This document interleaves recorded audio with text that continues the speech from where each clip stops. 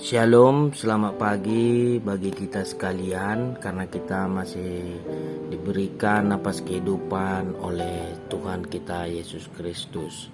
Sebelum kita mendengarkan firman Tuhan, kita satukan hati dan pikiran kita berdoa. Kasih karunia dan damai sejahtera yang daripada Allah Bapa Tuhan kita dan anaknya Tuhan Yesus Kristus. Amin. Nats renungan pagi ini, Rabu 4 Januari 2023, diambil dari kitab Markus pasal pertama ayat 41.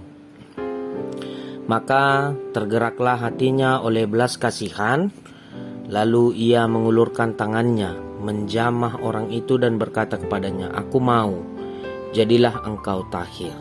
Demikian firman Tuhan. Tergerak oleh belas kasihan.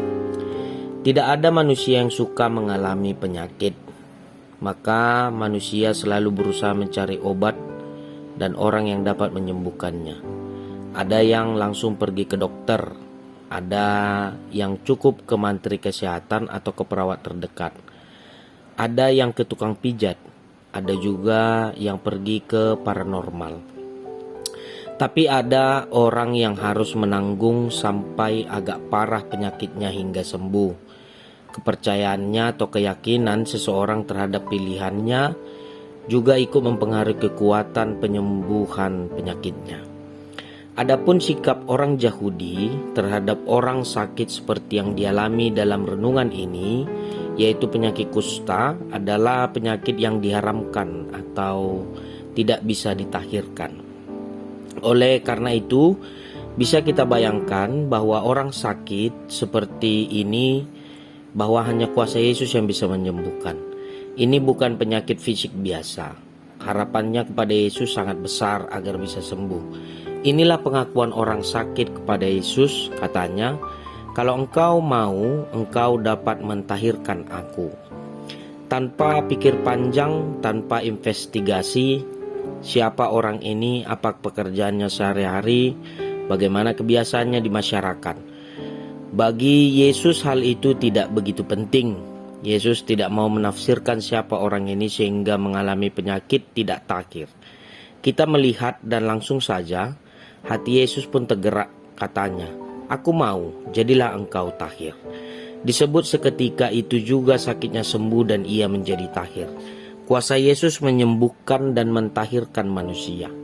Kita menyadari bahwa faktor penyakit bisa karena kenajisan kita, bisa karena kita mengabaikan pola hidup sehat, dan bisa juga terjadi karena perilaku lingkungan manusia membuat sekitar polusi. Maka kesembuhan yang benar dan sejati hanya bersumber dari Yesus. Amin. Kita satukan hati kita.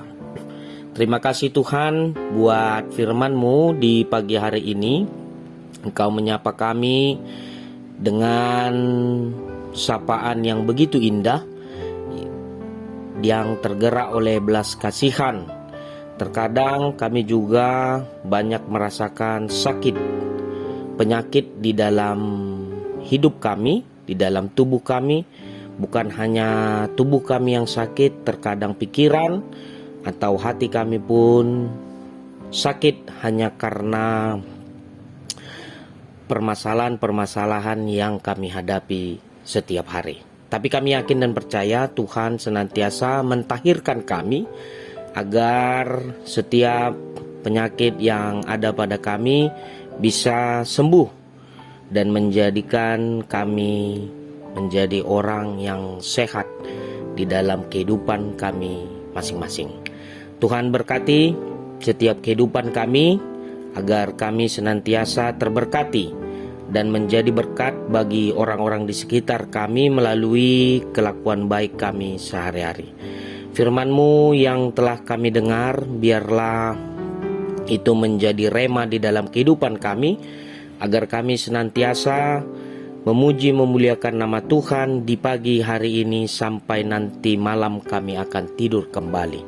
Tuhan, segala pergumulan di dalam kehidupan kami, terutama di awal tahun baru ini, Tuhan senantiasa memberikan sukacita, memberikan damai sejahtera yang daripada Tuhan kepada kami, agar kami bersuka cita, penuh damai sejahtera di dalam kehidupan kami, menjalani kehidupan kami satu hari ini.